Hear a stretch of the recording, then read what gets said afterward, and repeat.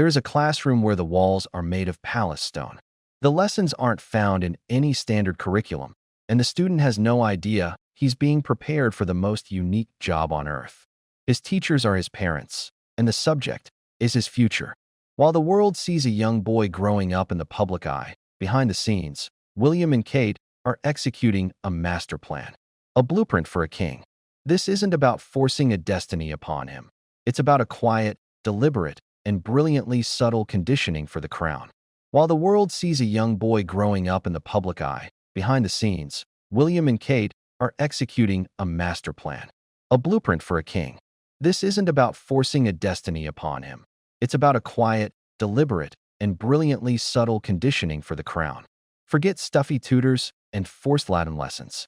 The Cambridges, now the Waleses, approach is a modern masterclass in leadership development. And tonight, we're revealing the 3 pillars of Prince George's secret training. To understand the revolution happening, you have to remember the old model. Royal heirs were often raised at a distance by nannies and tutors. Their education focused on history, protocol, and stoicism. The result, at times, were monarchs who seemed disconnected from the people they served. Prince William lived through the modern version of this. He felt the immense pressure, the isolation, and the trauma of a very public childhood. He vowed that for his son, it would be different. Together with Kate, he has designed a new model, not to fight the destiny, but to ensure George is so fundamentally prepared for it that the crown becomes not a burden, but a natural extension of his character. Their strategy is built on 3 carefully balanced pillars that are being woven into the very fabric of George's childhood. This is the Windsor 2.0 playbook. The sound of a world map being unrolled, different countries highlighted with a soft ping. The first pillar is what insiders call stealth diplomacy. George's global education has already begun, but you'd almost miss it if you weren't looking for it. Every trip the family takes is a live-fire lesson. Their tour of the Caribbean, despite its controversies, was a masterclass in the complexities of the Commonwealth for a young mind. The conversations around the dinner table afterward wouldn't be about the beaches, but about the different leaders they met, the local issues, and the history that binds these nations to Britain. When William and Kate host foreign dignitaries, George is often present for the more casual, family-friendly portions. He's learning the art of small talk with world leaders, the subtle body language of diplomacy, and the importance of making a visitor feel welcome. He's not being tested, he's being immersed. The goal is to make global citizenship as natural to him as breathing. Even his language lessons are strategic. While he may learn French or Spanish like any privileged child, for George, it's not just a subject. It's a future tool of statecraft. They are building his context for the world, so geopolitics will never feel abstract, but familiar. The roar of a football crowd, which then morphs into the sound of wind and rustling leaves in a forest. The second pillar is about building a leader's character through the disciplined, humble world of team sports. And this is a deliberate departure from the elite, solitary pursuits of the past. Notice that George isn't being groomed as a polo player or a show jumper, sports of the elite. He's a fervent football fan, a sport of the people. William, a known Aston Villa fan, is using this shared passion to teach George invaluable lessons about teamwork, losing gracefully, and passionate yet respectful rivalry. The parallels are undeniable. How do you lead a team that doesn't have to obey you?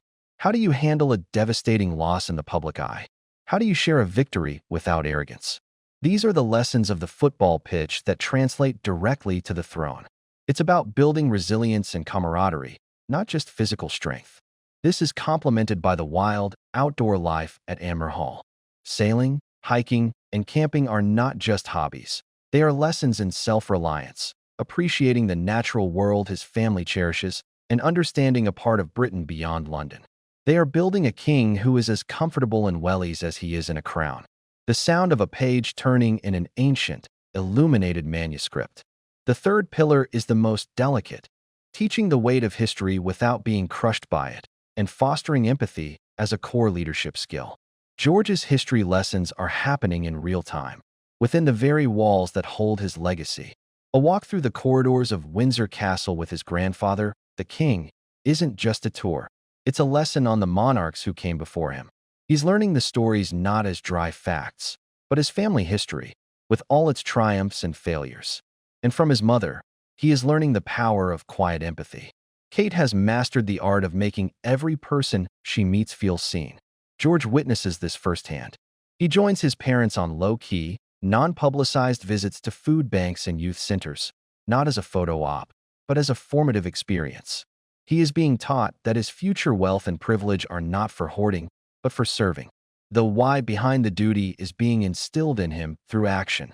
He is learning to lead not from a position of power, but from a position of service, a lesson that could define his entire reign. Crucially, this training isn't isolating him. By being raised as part of a tight-knit team with Charlotte and Louis, he is learning his first and most important lesson in collaboration and delegation. He will never rule alone. The music becomes hopeful, grand, and forward-looking. So, what is the end goal of this secret training?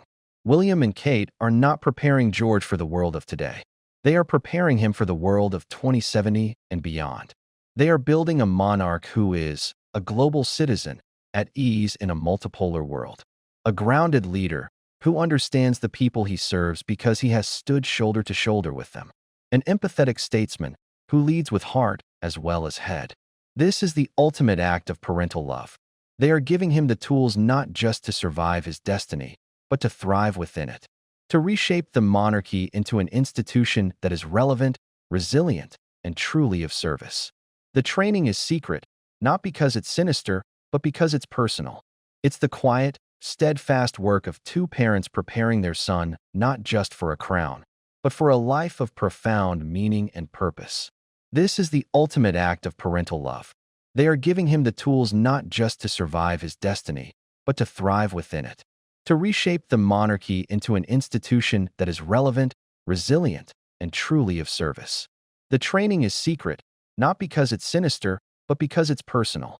It's the quiet, steadfast work of two parents preparing their son not just for a crown, but for a life of profound meaning and purpose.